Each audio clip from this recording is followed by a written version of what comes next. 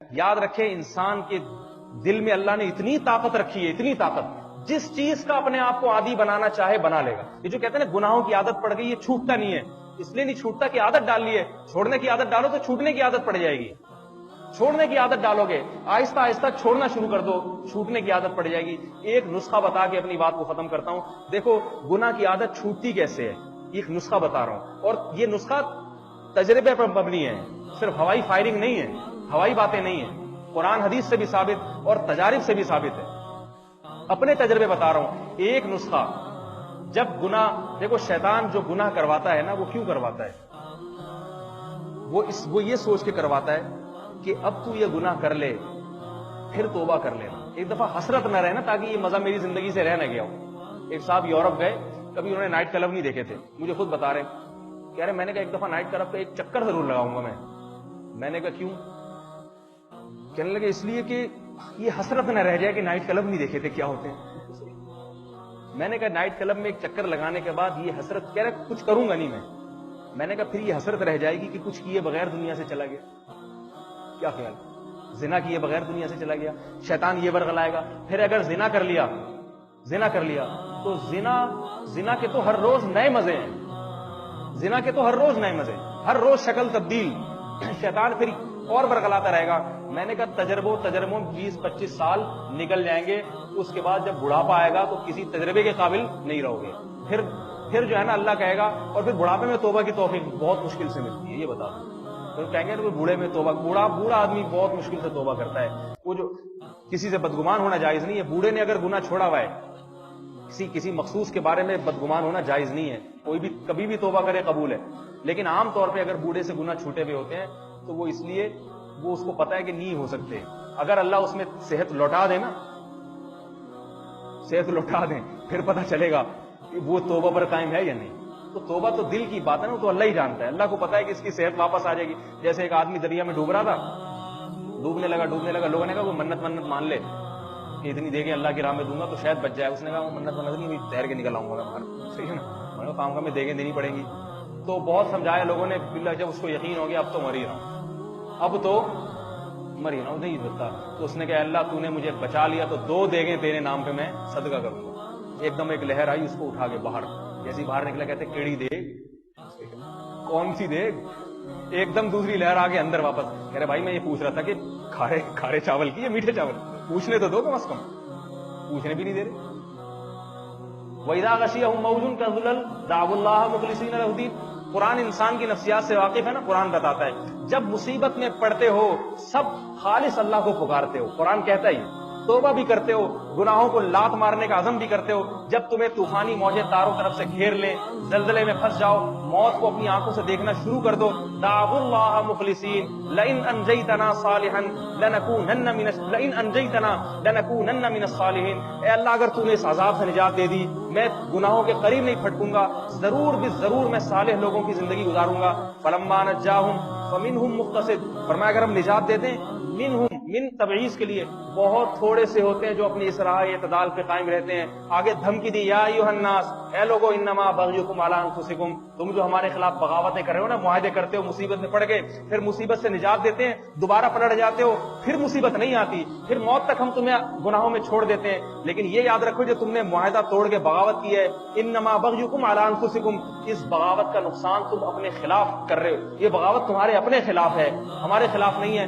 متاع فی الدنیا، سورہ یونس کی یہ آیات ہے، کیسی پیاری آیات، متاع فی الدنیا، دنیا کا تھوڑا سا نفع اٹھا لو گے تھوڑے دن، اور بار بار نہ زلزلے آئیں گے، بار بار نہ طوفانی موجیں تمہیں گھیریں گی، بار بار نہ موت کے منہ میں جاؤ گے۔ ایک دفعہ گئے تھے، توبہ کر کے واپس آ گئے، اچھی بات ہے، توبہ کر کے واپس آ کے قائم رہے، اچھی بات۔ اگر دوبارہ بدل گئے، دوبارہ یہ تمہیں دھمکیاں نہیں ملیں گی خدا کی طرف سے، یہ بھی خوش قسمت لوگوں کو ملتی ہیں، لہذا تھوڑے دن کا نفع اٹھا لو گے، ثم الینا مرجعکم، پھر لوٹ کر ہمارے ہی طرف آنا ہے، فننبئکم بما کنتم تعملون، تمہاری ان بدماشیوں پر اور ان بغاوتوں کی تمہیں ہم خبر دے دیں گے، بتا دیں گے تم نے دنیا میں کیا کیا ہے۔ تو میرے بھائی میں ایک نسخہ بتاتا ہوں کہ جب گناہ، شیطان کیا کرتا ہے، یہ کہتے ہیں ایک دفعہ کر لو، اور دل میں یہ ڈالتا ہے کہ اگر نہیں کیا تو دل میں خلجان خارش رہے گی، سکون برباد ہو جائے گا۔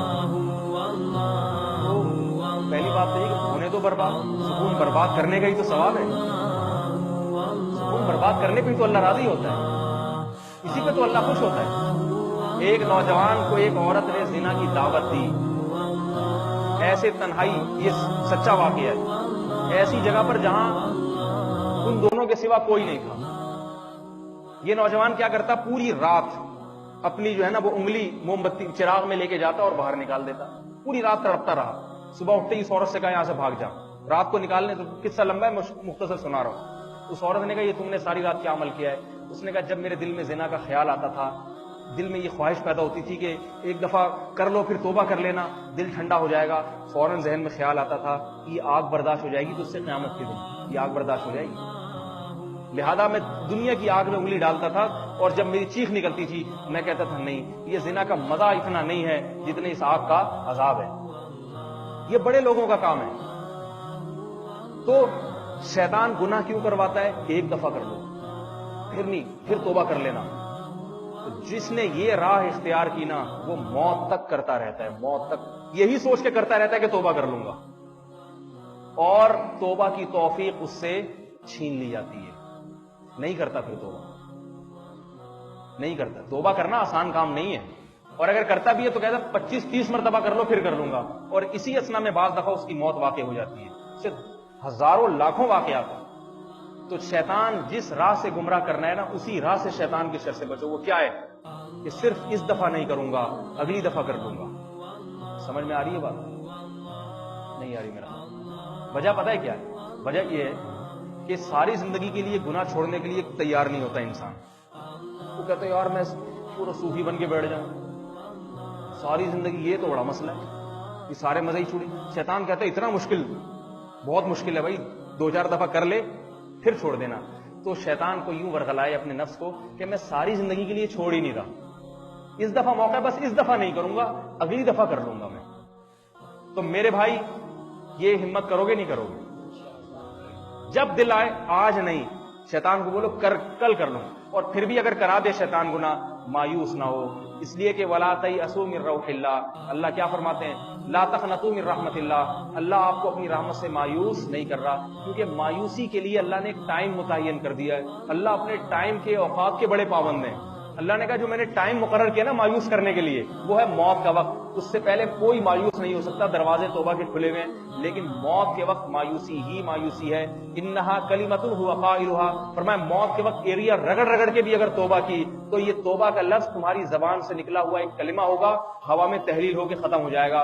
وَمِن وَرَائِهِ بَرْزَخٌ إِلَىٰ يَوْمِ يُبْعَثُونَ، اور ایک برزخ کی زندگی ہوگی قیامت کے دن تک کے لیے۔